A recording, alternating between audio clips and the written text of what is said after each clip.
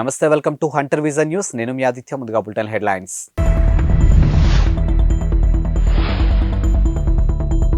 బడ్జెట్కు ఆమోదం తెలిపిన కేంద్రం కేబినెట్.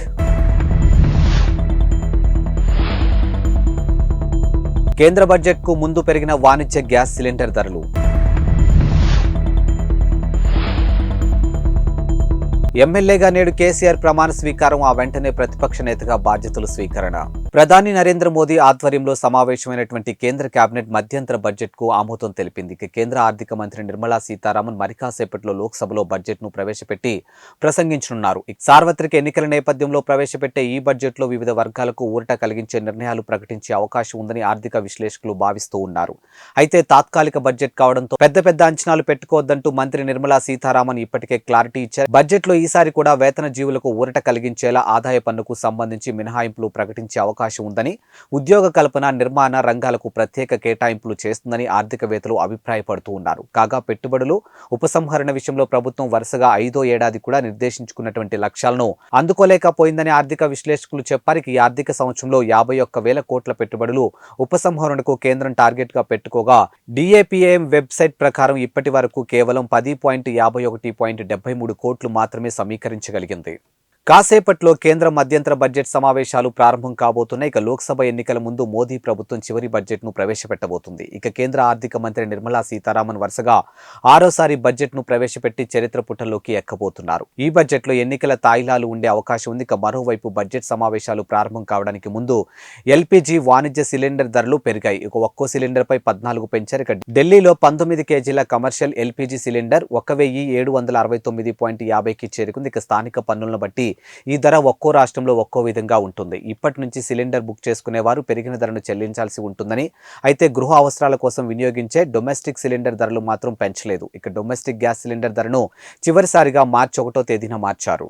బీఆర్ఎస్ అధినేత కె చంద్రశేఖరరావు నేడు ఎమ్మెల్యేగా ప్రమాణ స్వీకారం చేయనున్నారు. ఇటీవలే జరిగినటువంటి అసెంబ్లీ ఎన్నికల తర్వాత ప్రమాదవశాత్తు ఫామ్ హౌస్ లో జారిపడిన కేసీఆర్ తుంటి ఎముక విరగడంతో ఆపరేషన్ చేయించుకున్నారు. దీంతో ప్రమాణ స్వీకారానికి దూరమయ్యారు. ప్రస్తుతం ఆయన పూర్తిగా కోలుకోవడంతో నేటి మధ్యాహ్నం ప్రమాణ స్వీకారం చేయనున్నారు. మధ్యాహ్నం 12 గంటలకు అసెంబ్లీకి చేరుకుంటారని, 12:45 స్పీకర్తో ఆయన ప్రమాణ స్వీకారం చేయిస్తారని బీఆర్ఎస్ పార్టీ వర్గాలు తెలిపాయి. అనంతరం శాసనసభాపక్ష కార్యాలయంలో పూజలు చేసి ప్రతిపక్ష నేతగా బాధ్యతలు స్వీకరిస్తారు. ఇటీవలే జరిగినటువంటి ఎన్నికల్లో కామారెడ్డి, గజ్వేల్ స్థానాల నుంచి పోటీ చేసిన కేసీఆర్ గజ్వేల్ నుంచి విజయం సాధించినప్పటికీ కామారెడ్డిలో ఓటమి పాలయ్యారు. బీజేపీ అభ్యర్థి కాటిపల్లి వెంకటరమణారెడ్డి చేతిలో 5,156 ఓట్ల తేడాతో కేసీఆర్ ఓటమి పాలయ్యారు. తమిళ సూపర్ స్టార్ విజయ్ క్రేజ్ గురించి ప్రత్యేకంగా చెప్పాల్సిన పని లేదు. రజనీకాంత్ తర్వాత ఆ స్థాయి స్టార్డమ్ సొంతం చేసుకున్న నటుడు విజయ్. ఇప్పుడు స్టార్డమ్ను ఉపయోగించుకుని రాజకీయాల్లోకి కాలు మోపబోతున్నాడు. దళపతి రాజకీయాల్లోకి రాబోతున్నాడంటూ గత కొంతకాలంగా వార్తలు హల్చల్ చేస్తూ ఉన్నాయి. అందుకు ఊతమిచ్చేలా అభిమానులతో ఎప్పటికప్పుడు సమావేశమవుతూ వస్తున్నాడు. ఈ నేపథ్యంలో తాజాగా మరోమారు ఆయన అభిమానులతో సమావేశం కావడం తమిళ రాజకీయాల్లో వేడి పుట్టించింది. విజయ్ రాజకీయ అరంగేట్రం దాదాపు ఖరారైందని, 2024 శాసనసభ ఎన్నికల్లో తాడో పేడో తేల్చుకోవాలని విజయ్ నిర్ణయించుకున్నట్లు చెబుతున్నారు. మరికొన్ని నెలల్లో జరుగుతున్నటువంటి లోక్సభ ఎన్నికల బరిలో కూడా దిగడం ద్వారా అనుభవం సంపాదించుకోవచ్చని ఓ నిర్ణయానికి వచ్చినట్టు తెలిసింది. తన అభిమాన సంఘం విజయ్ మక్కల్ ఇయక్కం నిర్వాహకులతో ఇప్పటికే 4 సార్లు సమావేశమైన విజయ్ తాజాగా చెన్నైలోని పనేయూరులో 150 మందితో సమావేశమై పార్టీ పేరు, జెండా, అజెండా వంటి విషయాలను కూడా చర్చించినట్లు సమాచారం. పార్టీ పేరుతో ప్రజలు తమిళనాడు అభివృద్ధి కలిసి ఉండేలా తమిళ మున్నేట్రం కలగం అనే పేరును మొగ్గు చూపినట్లు తెలుస్తుంది. ఇదే పేరుతో ఎన్నికల సంఘం వద్ద పార్టీని నమోదు చేసినట్టు కూడా చెప్తూ ఉన్నారు. తమిళ సూపర్ స్టార్ రజనీకాంత్ రాజకీయాల్లోకి వస్తున్నట్టు ప్రకటించి ఆపై తప్పుకున్న వేళ విజయ్ మాత్రం పట్టుదలతో ముందుకెళ్తూ ఉన్నాడు. బాలీవుడ్ సీనియర్ డైరెక్టర్ వినోద్ చోప్రా పుత్రోత్సాహంతో పొంగిపోతూ ఉన్నారు. ఆయన తనయుడు అగ్ని చోప్రా భారత దేశావళి క్రికెటర్ టోర్నీ రంజీ ట్రోఫీలో సెంచరీలతో పరుగులు వెల్లువెత్తిస్తూ ఉన్నాడు. అగ్ని చోప్రాకు ఇదే తొలి రంజీ సీజన్. 25 ఏళ్ల అగ్ని ఆడుతున్నటువంటి తొలి రంజీ సీజన్లో తొలి 4 మ్యాచ్ల్లోనే 5 సెంచరీలు బాది చరిత్ర సృష్టించాడు. దేశావళి క్రికెట్లో ఇలా తొలి 4 మ్యాచ్ల్లో సెంచరీలు చేసినటువంటి ఆటగాడు ఇతరొక్కడే. అగ్ని చోప్రా రంజీలో మిజోరం రాష్ట్రానికి ప్రాతినిధ్యం వహిస్తూ ఉన్నాడు. సిక్కిం, నాగాలాండ్, అరుణాచల్ ప్రదేశ్, మేఘాలయ జట్లతో జరిగినటువంటి మ్యాచ్లో ఈ యువ ఆటగాడు సెంచరీలతో విరుచుకుపడ్డాడు. మేఘాలపై 2 ఇన్నింగ్స్లో 2 సెంచరీలు చేయడం విశేషం. తనకు ఓటు హక్కు వచ్చినప్పటి నుంచి నుంచి ఇప్పటి వరకు అయితే చంద్రబాబు గారికే ఓటు వేశానని సోషల్ మీడియాలో వైరల్గా మారినటువంటి కుమార్ ఆంటీ ఓ ఇంటర్వ్యూలోనూ చెప్పారు. ఇక జగన్మోహన్ రెడ్డి మీకు ఇల్లు ఇచ్చి మేలు చేశారని ఓ ఇంటర్వ్యూలో మీరు చెప్పారని, దీంతో ఇది వైరల్ అయిందని, కానీ అసలు మీరు అభిమానించే పార్టీ ఏది అని ఓ యూట్యూబ్ మీడియా ప్రశ్నించింది.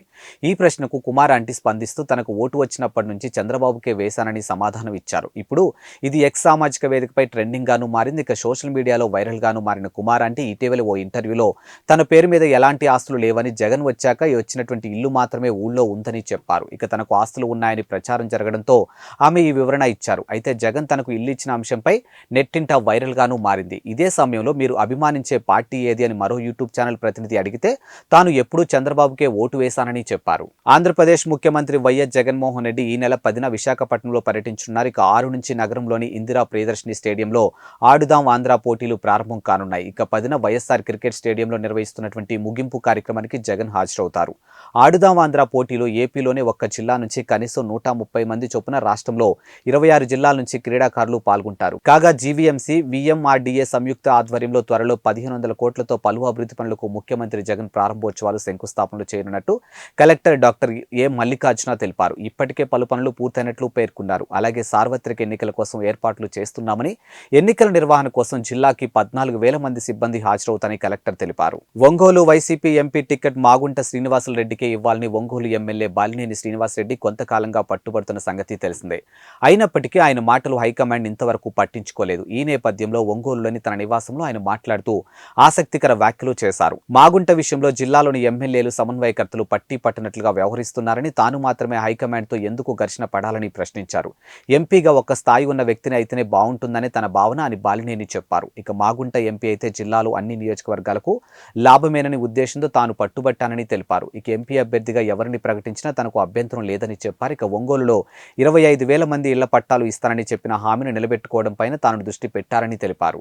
జార్ఖండ్ ముఖ్యమంత్రి పదవికి రాజీనామా చేసిన హేమంత్ సోరెన్ ని ఈడీ అధికారులు అరెస్ట్ చేశారు. ఇక నిన్న సాయంత్రం ఆయన్ను అదుపులోకి తీసుకున్న ఈడీ అధికారులు వెంటనే ఈడీ కార్యాలయానికి తీసుకుని వెళ్లారు. ఇక దాదాపుగా 7 గంటల సేపు సోరెన్ ను ఈడీ అధికారులు ప్రశ్నించారు. ఇక సీఎం పదవికి సోరెన్ రాజీనామా చేసిన నిమిషాల వ్యవధిలోని ఈ పరిణామాలు చోటు చేసుకున్నాయి.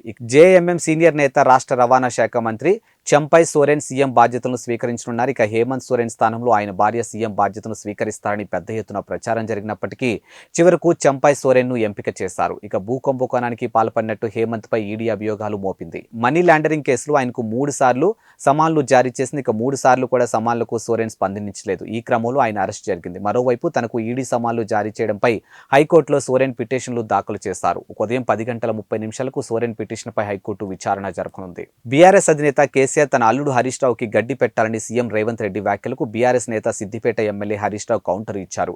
అబద్ధాలు చెప్పే ముఖ్యమంత్రికి కాంగ్రెస్ అధిష్టానమైన గడ్డి పెట్టాలని చురకలు అంటించారు. రేవంత్ రెడ్డి చెప్పేది కొండంత కానీ చేసేది గోరంత కూడా లేదని అన్నారు. ఇక నర్సింగ్ ఆఫీసర్లకు నియామక పత్రాలు అందజేత పేరిట ఆర్భాటం చేశారని విమర్శించారు. ఇక తామే రిక్రూట్మెంట్ చేసినట్లుగా డబ్బా కొట్టుకుంటున్నారని ఎద్దేవా చేశారు. ఇక నర్సింగ్ ఆఫీసర్ల భర్తీ ప్రక్రియ బీఆర్ఎస్ హయాంలోనే జరిగిందని గుర్తు చేశారు. ఇక నిరుద్యోగులు కేసీఆర్ ప్రభుత్వం వంచిందని అబద్ధపు ప్రచారం చేశారని ధ్వజమెత్తారు. ఇక కాంగ్రెస్ ప్రభుత్వం వచ్చిన 50 రోజుల్లోనే స్టాఫ్ నర్స్ నోటిఫికేషన్ ఇచ్చి నియామక పత్రాలు ఎలా నిచ్చారని నిలదీశారు. తమకు కుల్లేమీ లేదని, కానీ కాంగ్రెస్ ప్రభుత్వం మాత్రం సొమ్మొకటిది సోకొకటిది అన్నట్టుగా వ్యవహరిస్తుందని ఆరోపించారు. ఇక కేసీఆర్ హయాంలో ఇచ్చినటువంటి నోటిఫికేషన్ ప్రకారమే ప్రస్తుతం రేవంత్ ఇచ్చినటువంటి నర్సుల నియామక పత్రాలు ఉన్నాయని గుర్తుంచుకోవాలని అన్నారు. ఇక నర్సులుగా ఉద్యోగాలు పొందిన వారికి కూడా వాస్తవం తెలుసని వ్యాఖ్యానించారు. ఇక గ్రూప్ 1 నోటిఫికేషన్లు ఇస్తామనుకున్న నిరుద్యోగులకు ఆశలపై రేవంత్ రెడ్డి నీళ్లు చల్లారని అన్నారు. ఎన్నికల సమయంలో ఫిబ్రవరి 1వ తేదీన గ్రూప్ 1 నోటిఫికేషన్ ఇస్తామని ప్రచారం చేశారని గుర్తు చేశారు. ఎన్నికల ముందు పత్రికల్లో మొదటి పేజీలో ఇందుకు సంబంధించిన ప్రకటనలు వచ్చాయని గుర్తు చేశారు. ఇక తాను వాస్తవాలను మాట్లాడుతుంటే శాపనార్థనాలు పెడుతున్నట్లుగా రేవంత్ రెడ్డి ఆరోపించడం విడ్డూరమని అన్నారు. 2 లక్షల రుణమాఫీ, రైతు బంధు పెంపు, 500కే గ్యాస్ సిలిండర్, 4,000 పెన్షన్, మహిళలకు 2,500 ఉచిత విద్యుత్, నిరుద్యోగ భృతి వంటి హామీలు ఏమయ్యాయని ప్రశ్నించారు. ఇక జాబ్ క్యాలెండర్ కూడా అమలు కాని హామీలు జాబితాలో చేరిందని పేర్కొన్నారు. ఇవి వాల్టి బులెటిన్ అప్డేట్స్. మరో బులెటిన్తో మళ్ళీ కలుద్దాం. అంతవరకు సెలవు. నమస్కారం.